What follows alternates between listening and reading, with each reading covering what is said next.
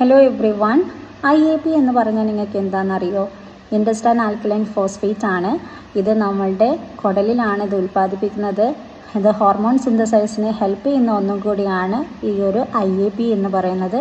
ഇത് നമ്മളുടെ ഡാമേജ് കുറയ്ക്കാൻ വേണ്ടിയിട്ടും മ്യൂക്കോസൽ ലൈനിങ്ങിൻ്റെ ഡാമേജസ് ഒക്കെ കുറയ്ക്കാൻ വേണ്ടിയിട്ട് ഹെൽപ്പ് ചെയ്യുന്ന ഒരു ഇൻഗ്രീഡിയൻ്റ് ആണ്. സൂപ്പർ ഇൻഗ്രീഡിയൻ്റ് ആണ് ഇത്.